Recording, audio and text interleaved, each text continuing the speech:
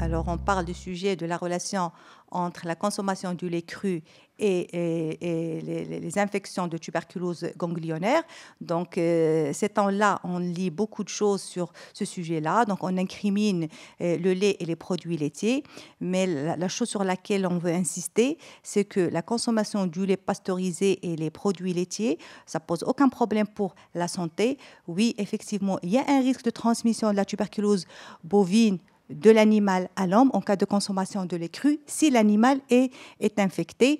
Donc, ce qu'on préconise aux gens, c'est de faire donc bouillir le lait cru avant de le consommer. Ça permet d'éviter la transmission de l'infection donc en ingérant un lait cru qui peut être contaminé. Alors, pour ce qui est de la bactérie, donc, la bactérie qui est responsable de la tuberculose bovine et qui est soi-disant incriminée pour la tuberculose ganglionnaire, il y a une certaine différence entre cette tuberculose, donc entre cette souche qu'on appelle Mycobacterium tuberculosis bovis et celle qui est transmise d'homme à homme, une transmission interhumaine, c'est le Mycobacterium tuberculosis hominis. Donc il y a des petites différences sur le plan donc, génomique, sur le plan donc, bactériologique, mais ça reste, c'est de la même famille des mycobactéries et qui sont responsables de formes de tuberculose.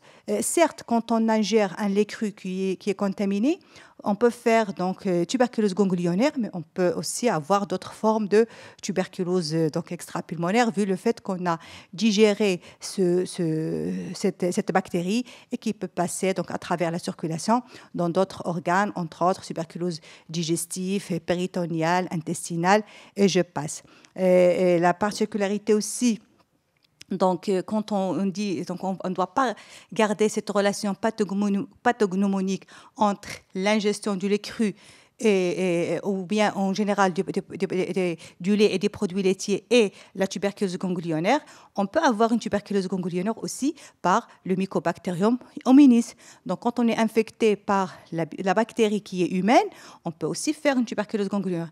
Tant qu'on n'a pas fait des études bactériologiques qui permettent de faire vraiment le typage entre la souche qui est transmise d'un animal à l'homme ou entre homme et homme, on ne peut pas être vraiment sûr comme quoi les cas qu'on a de tuberculose ganglionnaire, on va tous donc les mettre dans le camp de ils ont été infectés par un lait qui est contaminé. Si on consomme un lait cru qui est contaminé, donc on peut avoir toutes les formes de tuberculose possibles. Donc, comme on sait que la tuberculose, elle peut toucher tous les organes, entre autres les ganglions, parce que c'est là où le système immunitaire, il essaie de maîtriser l'infection. Et si l'infection n'est pas maîtrisée, donc la bactérie, ça va lui permettre donc, de circuler au niveau du corps. Elle peut atteindre donc, toutes les parties du corps.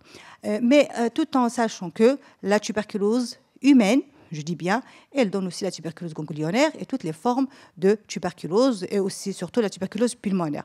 Pour ne pas rester comme ça, donc on dit le lait et les produits laitiers, tout ce qui est pasteurisé, il n'y a pas de problème, ils sont passés par un contrôle sanitaire, donc il n'y a pas de risque de transmission.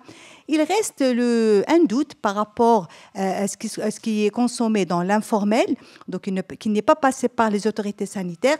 Le risque, il persiste, donc comme conseil pour prévenir ce risque de transmission, c'est de faire bouillir le lait et consommer donc un lait bouilli et non cru pour les personnes qui consomment de lait cru, donc puisqu'on ne connaît pas l'état de santé de l'origine de cet animal. Effectivement, donc parmi les conseils qu'on donne pour prévenir ce risque de transmission, il est conseillé de bouillir le lait cru. Mais je parle pour tout ce qui est produits laitiers et des laits pasteurisés qui sont disponibles dans tous nos marchés à un prix abordable. Donc, si on va consommer un lait qui est cru et qui n'est pas pasteurisé, le conseil qu'on donne, c'est de le faire bouillir à une température qui dépasse 70 degrés. Ça permet d'éliminer l'infection, même si on va l'ingérer. Donc, ça ne va pas poser un problème de santé pour nous. Donc, les populations les plus à risque d'être infectées, si jamais ils ingèrent ou ils consomment ce lait cru qui est non pasteurisé, c'est bien sûr toute personne qui a un système immunitaire affaibli, elle est à risque de passer de la tuberculose infection vers la tuberculose maladie. Parce que notre système immunitaire, alhamdoulilah, il est doté de sorte que maîtriser tout type d'infection, même si même si c'est une infection de tuberculose. Mais certains facteurs qui peuvent agir sur notre système immunitaire, ils peuvent donc réduire cette immunité, ils peuvent donc nous exposer à faire de la tuberculose ou bien passer d'une tuberculose infection à une tuberculose maladie.